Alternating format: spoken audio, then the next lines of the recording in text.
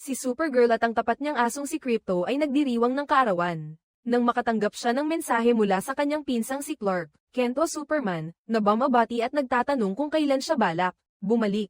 Pagkatapos magtimpla ng kape, si Kara ay sumakay sa kanyang sasakyang pangkalawakan patungo sa isang bar sa Kalawakan. Doon, gumugol siya ng ilang oras sa pag-inom at pagpapakasaya sa party.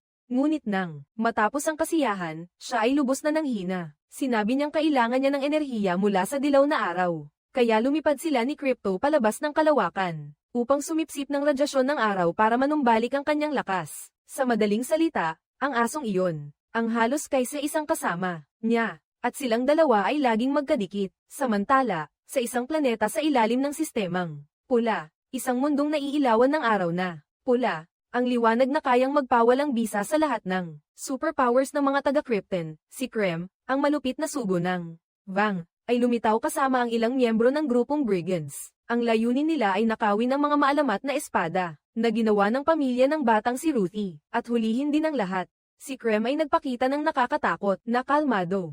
Sa katunayan, kampante pa siyang naupo, at kumain ng matamis na tinapay na inihanda ng pamilya. Kusamang inialay ng mga magulang ni Ruthie ang mga sandata nilang pinakasikat sa buong rehiyon. Dahil sa husay ng pagkakagawa, gusto pa rin ni Krem, na siya mismo ang samuri sa mga ito. Akala ng lahat, ay kontrolado pa ang sitwasyon hanggang sa ang kapatid, na lalaki ni Ruthie ay nakialam. Nang walang pag-aalinlangan, pinatay ni Krem ang bata, noon din, at pagkatapos ay malamig na tinapos. Ang mga magulang ng dalaga, iniiwan si Ruthie na mag-isa at pinapanood ang buong madugong pangyayari. Sa matinding sakit, pinunasan ng bata ang kanyang luha, inilibing ang mga mahal sa buhay, at nangakong balang araw ay pagbabayaran ng kaaway. Sa kabilang banda, si Kara ay may mapayapang sandali kasama ang asong si Krypto habang pinapanood ang isang pagdiriwang sa bar sa planetang ito. Nasambit niya na baka dapat silang lumipat at manirahan sa planetang ito. Kahit na ang pulang araw dito ay nagpapawala ng kanyang lakas, nararamdaman pa rin niyang ang buhay dito ay payapa, at sino ang makakaalam, baka ito na ang tunay na tahanan para sa kanila. Hindi nagtagal, si Ruthie ay dumating din sa bar na iyon, determinadong tuparin ang kanyang panata. Nakuha ng bata ang atensyon ng lahat sa paligid at ipinahayag na hinahanap niya si Krem, ang sugo ng Vang. Ipinaliwanag ng bata na kailangan niya ng gabay na makakatukoy sa kinaroroonan ng kaaway bago pa ito tuluyang maglaho ng walang bakas. Determinado siyang siya mismo ang tatapos sa kanya para makapaghiganti. Bilang gantimpala, inilabas niya ang isang espada na mismong ama niya ang gumawa. Pagkakita sa espada, marami ang agad na nakilala ang halaga nito dahil ang pamilya niya ay sikat sa buong galaxy sa paggawa ng mga dekalidad na sandata. Gayunpaman, karamihan sa kanila ay tinawanan lang siya, at binalaan na ang misyong ito ay imposible. Paano naman lalabanan ng isang batang tulad niya? Ang isang halimaw na tulad ni Krem, bigla, isang nilalang ang sinamantala ang kaguluhan, upang nakawin din ang espada.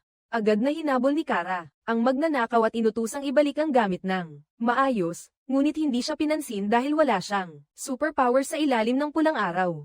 Sinubukan ni Supergirl na gamitin ang kanyang pisikal na lakas para bawiin ang espada, ngunit siya ay pinagbubugbog ng halimaw, habang pilit nitong kinukuha ang mamahaling sandata.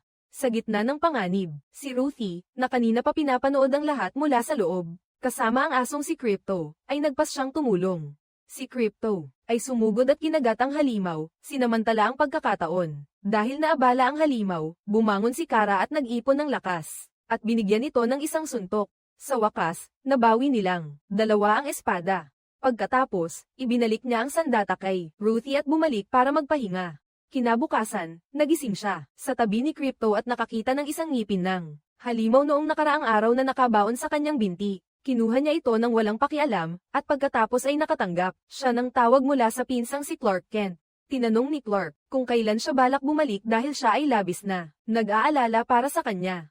Pinaalalahanan niya si Kara na kung patuloy kang magpapagalagala mula sa isang planeta patungo sa iba, hindi mo kailanman matatagpuan ang lugar na tunay mong matatawag na tahanan. Ngunit tumanggi si Kara, sinabing wala na siyang mga kababayan at wala na ring tahanang matatawag.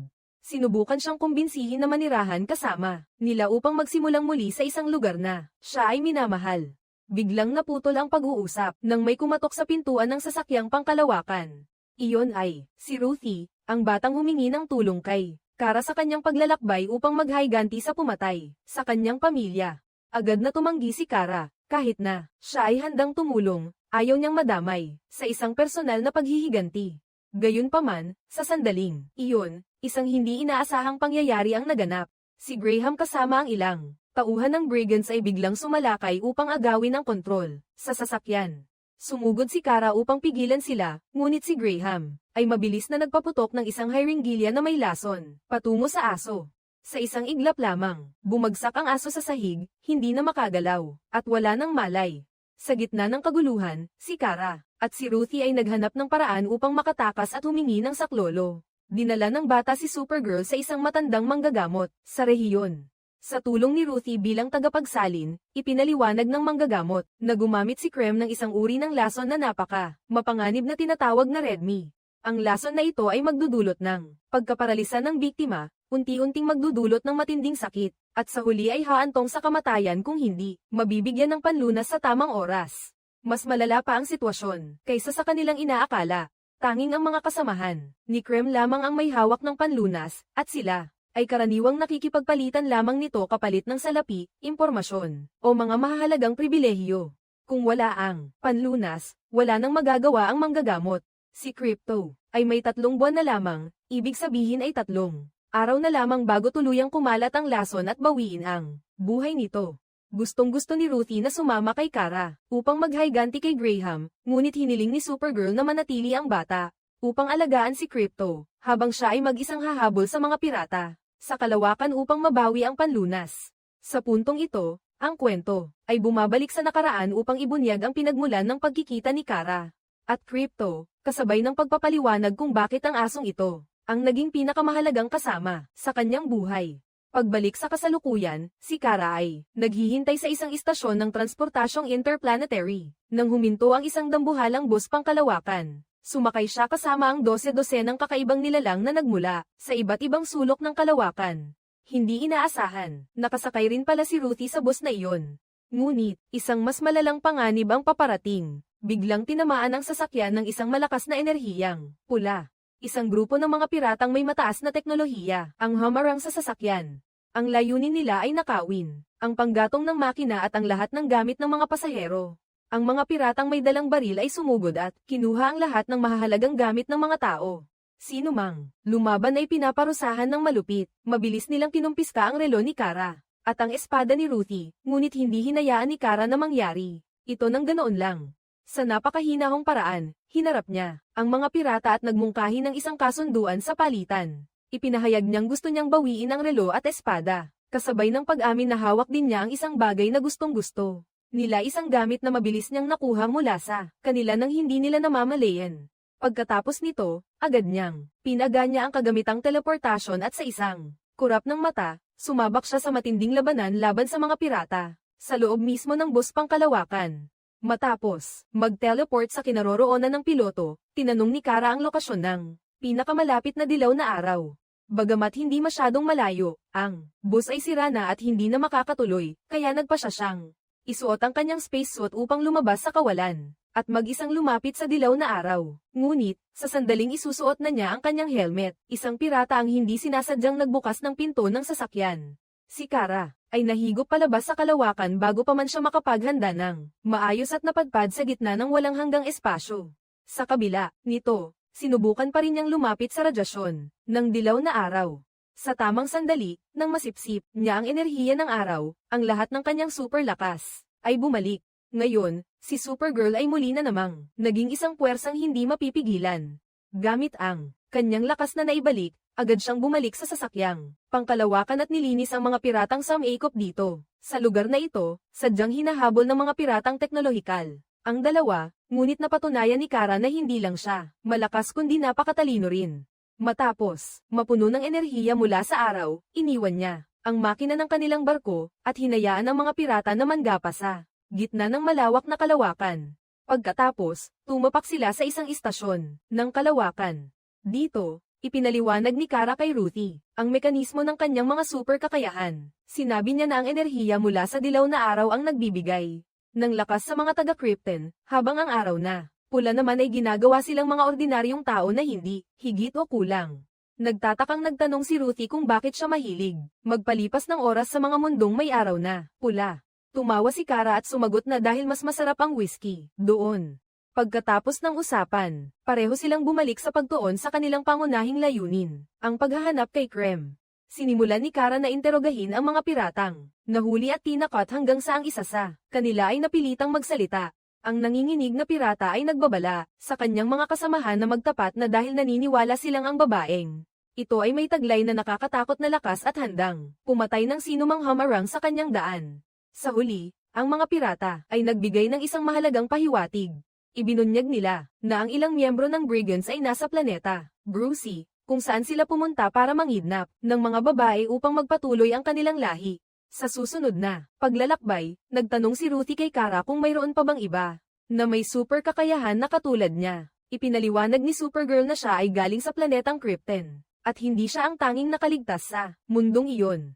Ikinwento rin niya sa bata ang tungkol sa kanyang pinsan na si Superman na may lakas na katulad niya. Hindi nagtagal, lumapag ang dalawa sa planetang Brucey. Pagkababa pa lang, pumasok sila sa isang dambuhalang bar na pinupuntahan ng mga upahang mamamatay tao, kriminal, at mga kakaibang nilalang mula sa iba't ibang panig ng kalawakan.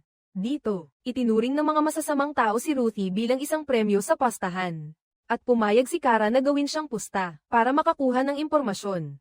Simple lang ang mga patakaran, kung matalo si Kara, pareho silang ni Ruthie ay mapapasakamay nila. Ngunit kung manalo, kailangan nilang ituro kung nasaan ang pinagtataguan ng Brigands. Pinabagsak ni Supergirl ang unang kalaban ng walang kahirap-hirap. Gayunpaman, ang pagkapanalo na iyon ay nakahatak ng mas mabibigat na kalaban, at isang mas malaking lalaki ang humamon sa kanya. Naging napakatindi ng laban hanggang sa nabali ni Kara ang braso ng lalaking iyon sa gitna mismo ng laban. Agad na ang kapaligiran sa loob ng bar ay naging mapang-away. 12-dosenang mga mandirigma ang tumayo mula sa kanilang mga upuan at pinalibutan ang dalawa. Nang mapansin na sisubog na ang sitwasyon, inutusan ni Kara si Ruthie na lumayo ng malayo. Pagkatapos, nagkaroon ng isang matinding kaguluhan sa bar. Nagbukas ng daan si Kara sa gitna ng mga kalaban ng may estilo ng pakikipaglaban na napaka-epektibo. Pinabagsak ang bawat kalaban isa-isa habang tumutugtog pa rin ang musika na parang walang nangyayari. Nang hamupa ang kaguluhan, dalawang lalaki na sina Mava at Hanso ang lumapit sa kanila. Pareho silang nagkumpirma na naghahanap din sila ng taong may impormasyon tungkol sa Brigands. Ngunit bago pa sila makapagpaliwanag, may isang karakter na lumitaw at agad na nakuha ang atensyon ng lahat sa bar. Siya ay si Lobo, ang maalamat na bounty hunter. Ang katanyagan ng lalaking ito ay umabot na sa lahat ng dako. Siya ay halos immortal, at ang mga kwento tungkol sa kanya ay kumalat sa buong kalawakan. Ibinunyag ni Lobo na hinahanap niya ang isang miyembro ng Brigands na may kaugnayan kay Krem. Balak sanang lumapit ni Ruthie para kausapin siya, ngunit pinigilan siya ni Kara at sinabing huwag siyang makialam, ngunit ang bata ay matigas ang ulo. At hindi nakinig, naglakad pa rin siya patungo sa bounty hunter. Gaya ng inaasahan, hindi naging maayos ang lahat. Mabilis na nagalit si Lobo at naghandang magwala. Agad na nakialam si Kara bago pa lumala ang sitwasyon. Sinubukang pakalmayan ang tensyon. Sinabi niya sa lalaki na sila ay dalawang bisita lang mula sa metropolis na naglilibot sa kalawakan para magdiwang ng kaarawan. Ngunit ang paliwanag na ito ay hindi nakatulong, bagkus ay lalo pang nakapagpainis sa kanya. Pagkatapos ng ilang palitan ng salita na puno ng tensyon, minura ni Lobo ang dalawa bilang mga walang silbi. Diretsahang ipinahayag ng lalaki na hindi niya sila tutulungan at umalis. Nang makita ito, nagbabala si Hanso na ang manatili. Dito ay napakadelikado. Para sa kanilang kaligtasan, pinayuhan niya ang dalawa na umuwi na muna pansamantala hanggang sa ang lahat nang hamupa ang tensyon nang makauwi na sila. Nagtataka si Ruthie tungkol sa daigdig, kaya tinanong niya si Kara kung ano ang buhay sa asul na planetang iyon. Gayunpaman, ang sagot ni Supergirl ay nagsimula pa noong matagal na panahon bago pa siya tumapak sa daigdig. Ikinwento ni Kara na siya ay ipinanganak sa Krypton. Ang mundong minsan ay naging tahanan niya sa loob ng maraming taon. Bago siya isilang, sinubukan ng kanyang tiyuhin na bigyan ng babala ang konseho ng Krypton tungkol sa isang paparating na sakuna. Ayon sa kalkulasyon niya, ang core ng planeta ay tiyak, nagubuho at magpapasabog sa lahat, ngunit walang naniwala sa kanya. Samantala, ang batang si Krypto ay ipinadala sa daigdig noong sanggol pa lamang siya. Ang ibang bahagi ng Krypton ay mapalad na nakaligtas dahil sa isang higanteng force field na itinayo upang protektahan ang isang bahagi ng planeta. Ang proteksyong iyon ang nakatulong upang ang isang piraso ng planeta ay patuloy na umiral. Pagkalipas ng maraming taon matapos ang unang sakuna, ang mundong iyon ay nasa bingit ng panganib. Isinilang si Kara at naranasan ang kanyang pagkabata sa loob ng isang panahon. Nagpatuloy ang buhay, ngunit mabilis na dumating ang trahedya. Isang kakaibang radioactive na alikabok ang nagsimulang kumalat sa buong lungsod ng Argo. Ang pinagmumulan ng tubig ay nalasan at ang sakit ay nagsimulang kumalat ng hindi na makontrol sa mga mamamayan araw-araw. Lumipas ang panahon, marami ang nagkasakit at namatay araw-araw. Kabilang narito ang mga magulang ni Kara. Nang ang sitwasyon ay lalong lumala, naintindihan ng kanyang ama na si Joel. Nawala na silang pag-asang mabuhay sa gitna ng kawalan ng pag-asa. Hinanap niya ang mga lumang disenyo at talaan tungkol sa sasakyang pangkalawakan na nagligtas kay Crypto noon. Kung ang pinsan niya ay nakaligtas, alam niya na magagawa rin ito ni Kara. Sa huling sandali, nang may pag-aalala, sinabi ni Joel sa kanyang anak na siya ang kinatawan ng lahat ng pinakamabuting katangian na siya, at ang kanyang ina ay nagmamahalan sa mundong ito. Ang kanyang ina, kahit na nanghihina dahil sa sakit, ay nagpumilit na hingan siya ng huling pangako, kahit saan man siya mapadpad. Dapat siyang manatiling isang mabuting tao. Hindi nagtagal, pumanaw na ang ina. Sa pagharap, sa planetang unti-unting nawawasak at salahing. Nasa bingit ng pagkalipol, nagmadali si Joel na ihanda ang sasakyan upang ipadala siya palayo sa Krypton. Sinabihan niya ang anak na sa bagong mundong pupuntahan niya, magkakaroon siya ng mga pambihirang kapangyarihan. At dapat niya itong gamitin upang protektahan ang mga mahihina, ang mga hindi kayang ipagtanggol ang sarili. Pagkatapos, inilunsad si Kara sa kalawakan, kasama ang asong si Crypto, na iniiwan ang lahat ng dati niyang kilala at minahal. Bumalik sa kasalukuyan, habang nagpapahinga sa bahay, hindi sinasadyang narinig niya ang mag-asawang may-ari ng bahay na nag-uusap. Sinabi nila na may isang kaibigan na darating na may hawak na impormasyon tungkol sa pinagtataguan ni Krem, ang sugo ng ginto, at iyon din ang dahilan kung bakit sila ni Ruthie ay nagtiyagang maghanap. Gayunpaman, maagang napagtanto ni Kara na mayroong hindi tama. Ipinaliwanag ng mag-asawa na ang mga bandidong brigands ay madalas kumidnap ng mga batang babae para dalhin sa malayo. Habang lumuluha, inamin ng mag-asawa na ang kanilang anak ay isa rin sa mga biktima. Para magpakita ng pagiging mapagpatuloy, inalok nila si Kara ng tsaa. Inisip niyang taos-puso ito kaya masaya niya itong ininom ng walang alinlangan, ngunit halos agad-agad, ang kanyang katawan ay nagsimulang magkaroon ng kakaibang reaksyon. Napagtanto niya ng huli na ang tasa ng tsaa ay nilagyan ng lason na nagpaparalisa sa buong katawan. Habang pilit na pinapanatiling gising ang sarili, humingi siya ng kung anumang pampatanggal ng lason. Sa huling pagsisisi, tinulungan siya ng mag-asawa sa pamamagitan ng pagbibigay ng gatas mula sa refrigerator, at pagkatapos, nabunyag ang mapait na katotohanan. Ang mag-asawang iyon ay gumawa ng isang desperadong kasunduan para makuha ang kanilang minamahal na anak na kanidnap.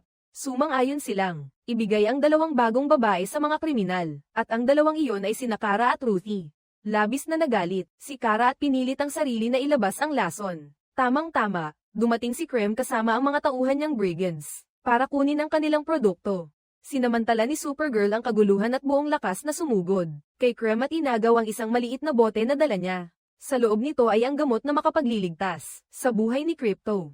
Ngunit ang kagalakan ay hindi nagtagal. Agad na gumanti si Krem gamit ang kidlat at nabawi ang bote ng gamot bago siya tuluyang nakatakas. Kasabay nito, si Ruthie ay natuklasan at sinubukan siyang hilahin ng mga bandido. Agad na namagitan si Kara, mag-isang lumaban sa kanila. Sa gitna ng maraming kalaban, sa wakas ay nakalapit din siya. Niyakap ng mahigpit ni Ruthie ang bata at mabilis na lumipad paitaas para makatakas sa panganib mula sa mga barko ng mga pirata, puno ng mga kawawang babaeng banihag, at pinilit na sumama sa kanila sa oras na tila wala ng pag-asa. Isang hindi inaasahang kakampi ang lumitaw. Ang robot ay opisyal na nakipaglaban sa kinatatakutang bounty hunter, na nagsimulang sumire sa kulungan para iligtas ang mga bilanggo. Kasabay nito, nagdulot ng madugong labanan na nakatuon sa mga tauhan ni Krem, habang pinabagsak naman ni Kara ang sinumang kalaban na humahadlang para makuha ang gamot para kay Crypto sa gitna ng magulong labanan. Ang anak na babae ng mag-asawang traidor ay sinubukang umakyat sa isang dambuhalang istruktura malapit doon para tumakas. Gayunpaman, nanganganib ang buhay ng bata. Nang matuklasan siya ni Krem at habulin sa isang sulok, nagpa siya si Ruthie na sundan ang masamang nilalang na may hawak na espada. Naniniwalang dumating na ang pagkakataong makapaghiganti para sa kanyang pamilya. Ngunit muntik na siyang mahuli ni Krem. At dahil lamang sa mabilis na pag-aksyon ni Kara kaya hindi nahulog si Ruthie sa mga kamay nito. Pagkatapos, nahanap ni Krem ang batang noalay sa kanyang ama. Ang ina ng bata ay mabilis ding nakarating para iligtas ang kanilang pamilya at sa wakas ay nagkasama-sama. Ngunit, walang awa si Krem at hindi sila pinatawad. Kinitil niya ang buhay ng tatlo ng malupit muli, na nagpapatunay kung bakit siya itinuturing na isa sa pinakamapanganib na mamamatay tao sa kalawakan bago siya tumakas. Pagkatapos, sumigaw si Ruthie at sinisi si Kara. Namuntik na raw siyang mamatay dahil sa pakikialam ni Kara. Ngunit ipinaliwanag ni Kara na hindi niya hahayaan ang bata na gawin iyon, dahil ang mantsa ng pagiging mamamatay tao ay magiging mabigat na pasanin sa kanyang konsensya habang buhay. Nagtalo ang dalawa, lumipad si Kara sa kalawakan para humanap ng solusyon, habang sa kanilang tahanan, ang asong si Crypto ay naghihingalo pa rin dahil sa sakit. Para mahanap ang kinalalagyan ng kalaban, hinuli ni Kara ang isang tauhan ni Krem, at pinagbantaang papatayin kung hindi nito ituturo ang pinagtataguan ng kanyang amo. Napilitan nitong ituro ang daan patungo sa planetang Bar-Enten. Gayunpaman, ang planetang ito ay nasa ilalim ng isang berdeng araw.